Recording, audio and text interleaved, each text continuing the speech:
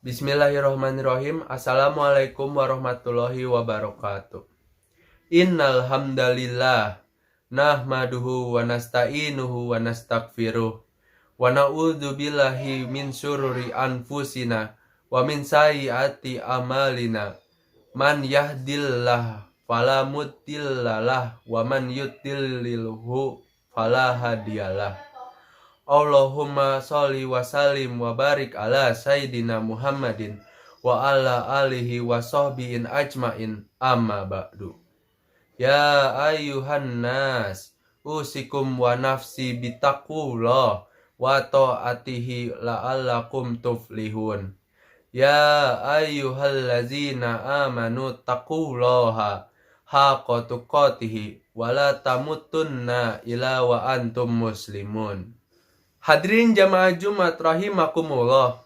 Mengawali khutbah yang singkat ini, khotib berwasiat kepada kita semua, terutama kepada diri khotib pribadi, untuk senantiasa berusaha meningkatkan ketakwaan dan keimanan kita kepada Allah Subhanahu wa Ta'ala, dengan menjalankan semua kewajiban dan menjauhkan diri dari segala yang dilarang dan diharamkan.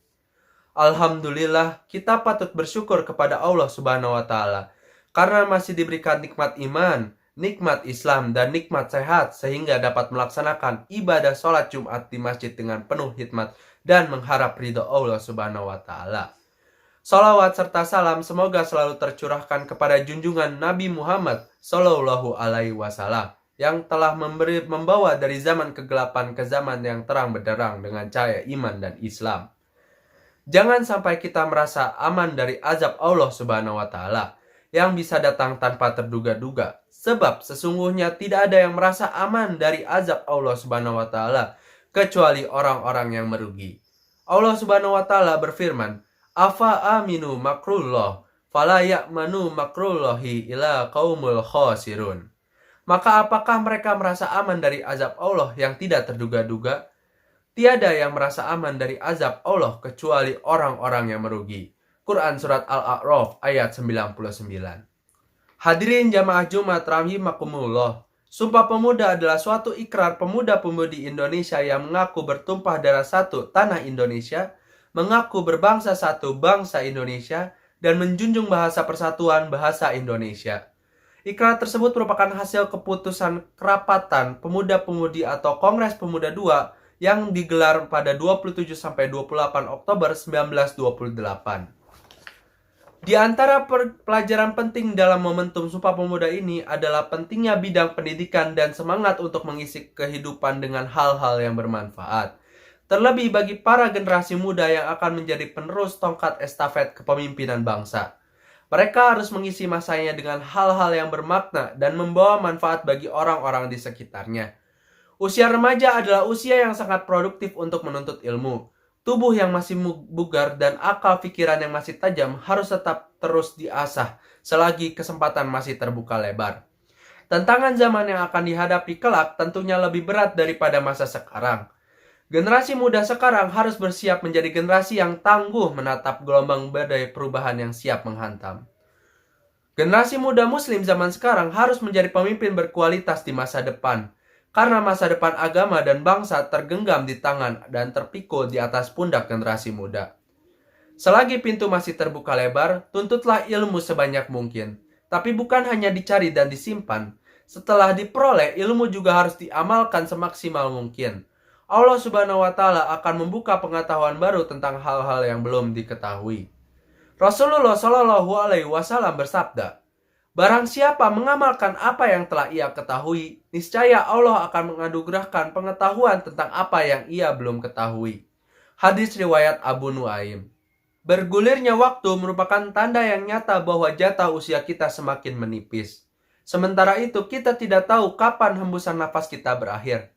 Masa muda tidak memiliki apapun untuk menjamin diri kita sampai ke masa tua. Oleh karenanya, penting kita insafi untuk menjadikan masa muda sebagai langkah persiapan untuk masa-masa selanjutnya. Lebih-lebih masa keabadian nanti. Masa muda dengan keadaan yang bugar, kuat, dan semangat tinggi itu hendaknya diarahkan pada hal-hal yang mengandung manfaat di dalamnya. Baik manfaat kepada dirinya ataupun kepada orang lain bahkan alam sekitarnya. Baginda Nabi bersabda, "Di antara tanda kebaikan keislaman seseorang ialah jika dia meninggalkan hal-hal yang tidak bermanfaat baginya. Hadis riwayat Ahmad. Jika kita benar-benar memegang hadis ini, maka niscaya hidup kita akan terasa begitu memiliki arti. Dan insya Allah, kita termasuk di antara golongan orang-orang yang tidak menyesal di kemudian hari dan hari kemudian. Sebagian dari kita ada yang sudah melalui masa mudanya, ada pula yang tengah menjalani masa mudanya. Namun yang perlu ditekankan dari semuanya itu adalah bukan tentang berapa umur kita, melainkan bagaimana kita mengisinya. Jangan sampai kita membiarkan masa muda kita atau masa muda orang-orang di sekitar kita terlewat begitu saja tanpa mengukir hal-hal yang bermanfaat dan baik lainnya. Sebagaimana lazimnya semangat muda, keinginan menjadi yang terunggul, terdepan, dan terbaik adalah hal yang sulit untuk dihindari. Bahkan dalam banyak hal, semangat ini cenderung baik untuk dipelihara. Oleh karenanya, penting kita tengok hadis Nabi tentang seperti apakah sejatinya orang-orang yang terbaik itu. Rasulullah Shallallahu Alaihi Wasallam bersabda, sebaik-baiknya kalian adalah orang yang paling bisa diharapkan kebaikannya dan paling sedikit keburukannya hingga orang lain merasa aman. Hadis riwayat At-Tirmizi. Di antara yang bisa dijadikan pedoman dari hadis ini adalah bagaimana seorang pemuda dengan dayanya membawa ketentraman pada lingkungannya. Nabi Shallallahu Alaihi Wasallam juga bersabda, sebaik-baiknya manusia adalah yang paling bermanfaat bagi manusia lainnya. Hadis riwayat At-Tabrani. Dari hadis ini selain membawa ketentraman, pemuda yang ingin jadi terbaik haruslah pula paling memberikan manfaat kepada manusia lainnya. Hadirin jamaah Jumat rahimakumullah, demikianlah uraian tentang perlunya menjaga masa muda kita dan orang-orang di sekitar kita, serta mengisinya dengan hal-hal yang bermakna. Karena kita tahu bahwa pemudalah yang akan menjadi nahkoda-nahkoda kehidupan selanjutnya. Pemimpin, tokoh, dan orang-orang terkemuka pada saatnya akan digantikan oleh mereka-mereka yang sekarang tengah menjalani masa muda. Sebagaimana ada kalimat bijak mengatakan, pemuda hari ini adalah pemimpin di masa depan. Semoga saja kita dan generasi muda kita bisa senantiasa memberikan kebaikan, manfaat, dan ketentraman kepada kita semua. Barakallahu li wa lakum fil Qur'anil azim wa nafa'ani wa iyyakum bima fihi minal ayati wa zikril hakim. Wa taqabbala minni wa minkum tilawatahu innahu huwas samiul alim. Aqulu qawli hadza wastaghfirullahal azim wa lakum innahu huwal ghafurur rahim.